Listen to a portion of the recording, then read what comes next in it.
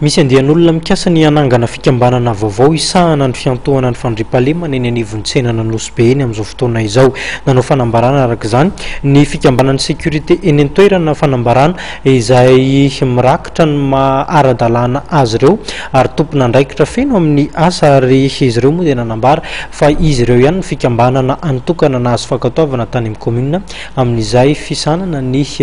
lafiny fandriampahalemana eo anivon'ny tsenana Nosy Be izay. Ravokarandriamanala Somara Samuel no nanangona ny vaovao. Manantanina fifamaliana amin'ny sampiambina ny eto amin'ny tsenana Nosy Be, fikambanana iray izay mikasa hanongana fikambanana F7 na fikambanana sécurité à Nosy Be tsenanatiny izay efa am-perinasa teto anivon'ny tsenana nanomboka ny taona 4 no fototry ny olana.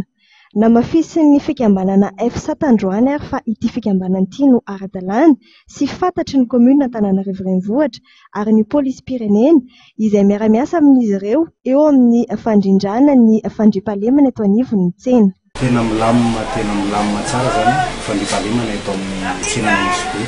ary azo lazaina hoe mpanotota-kely rehetra sy ny mpangalatra sy ny mpanao lavoty ary dia azo ilay daholo ary lefana eny amin'ny polisy izy ireo satria zay dia miara-miasa akaiky amin'ny 5e arrondissement. Amin'izao fotoana nefa rehefa mahita ny tanàna efa milamina ve ny sasany ve manana fikasany ratsy ka tia anakorotana dia akorotany sasany zany le fandriampahalemana eto amin'ny tsena Nosy Be ka misy sécurité izay eninay milaza ijoro ka hanolo amin'ny fikambanana sécurité F7 eto amin'ny tsena Nosy Be. Zay nefa dia manamarina mazava tsara fa manana taratasy ara-panjakana ara-dalàna manana taratasy ara-panjakana ara-dalàna avy amin'ny fanjakana avy amin'ny resetasena zany ilazana azy ary manana ihany koa cahier de charge avy amin'ny commune ary manana fitsipika mifampifehy amin'ny mariky hoe sécurité zay. Eo anatrehan'izay zavatra zay nefa dia davy sasany foana an'izay zavatra zay nefa efa milamina ny tanàna dia miminy sasany tia anakorotana amin'izay zavatra zay zany dia mampilazy zay fa tompona andraikitra zato isan-jato ho an'izay manam-pampiasana ankorotana eto amin'ny tsena Nosy Be. Miara-miasa akaiky amin'ny mpivarotra ety an-toerana ihany koa ny fikambanana raha ny fanazavana ary misy ny tamberi nataon'izy ireo amin'ny mpivarotra indrindra amin'ny ankaratsiana. Fiaraha-miasana amin'ny mpivarotra dia milamina tsara satria izay raha misy zavatra miseho dia manatona birao izy ireo ary misy azany tsirairay avy moa ny avoaka sany ka raha misy zavatra miseho zany dia mitaraina izy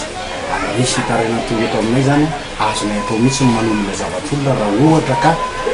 iteny izy sinoana ary fiaraha-miasa moa dia isaoranay be dia be mihitsy ny mpivarotra satria izy ireo mampiodina n'ity fikambanana ity zany amin'ny alalahantsika paika.